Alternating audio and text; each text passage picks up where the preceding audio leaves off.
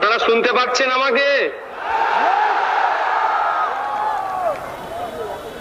নওশাদ সিদ্দিকী ছানা আইএসএফ যে সমাবেশ করে দেখালো, এটা হচ্ছে আমার বড় ভাইদের অনেক দিনের স্বপ্ন। আমি ধন্যবাদ জানাই যারা উপস্থিত হয়েছেন, নেতৃত্ব প্রত্যেককেই, যে আমার বড় ভাইজানের স্বপ্নকে আপনারা আজকে সফল করলেন। ভাইজান বারবার আমাকে বলে যে বেশি বেশি নেতা তৈরি করো, যত পারবে নেতা তৈরি করো।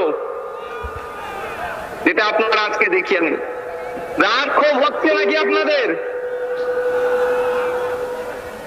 রাগ ক্ষোভ হচ্ছে?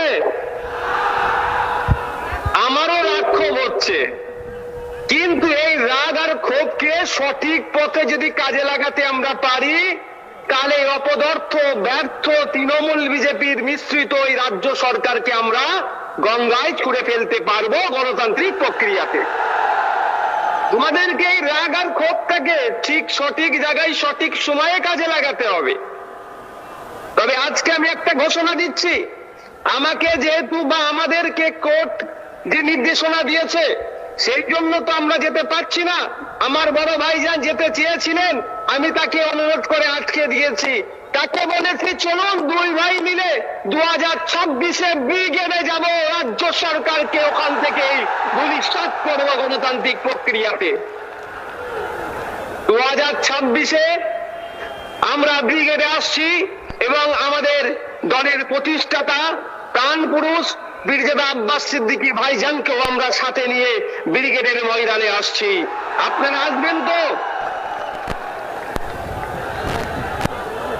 আজকে আটকানো হচ্ছে কেন আইএসএফ কে? আইএসএফ এর অপরাধ কি? আইএসএফ এর অপরাধ হচ্ছে দলিত, আদিবাসী, পিছড়ে বর্গের হিন্দু, মুসলমানের হয়ে কথা বলছি আমরা। আমাদের অপরাধ এটাই, জলজমি জঙ্গলের যে স্বাভাবিক অধিকার আদিবাসীদের, সেটা কেড়ে নেওয়া হচ্ছে। দেউচা পচা মিলে আদিবাসীদের অধিকার কেড়ে নেওয়া হচ্ছে, এর বিরুদ্ধে বলার জন্য। ওয়াকফ সম্পত্তি কেন্দ্রের বর্বর সরকার কেড়ে নেওয়ার চেষ্টা করছে অ্যামেন্ডমেন্টের নামে, তার বিরোধিতা করার জন্য আমাদের ওপরে এই খাড়া নেমে আসছে। আমাদেরকে আটকানো হচ্ছে কেন? আমরা জাত ধর্ম বর্ণ নির্বিশেষে যে আইএসএফ প্ল্যাটফর্ম তৈরি করেছে, এই ভোটের রাজনীতি যারা করে, যারা ধর্মীয় রাজনীতি করে, তাদেরকে অচিরেই আমরা গণতান্ত্রিক প্রতিষ্ঠার মাধ্যমে তাদেরকে আমরা বিচ্ছিন্ন করব, সেই ভয়ে আমাদেরকে আটকানোর চেষ্টা করছে। যখন কলকাতা হাইকোর্টে যখন এই বিষয়ে মামলা চলছে, আমার কাছে খবর আসলো ইনডোর নেবেন না আউটডোর নেবেন। আউটডোর নিলে নাকি আপনাদের কজনকে বাইরে থাকতে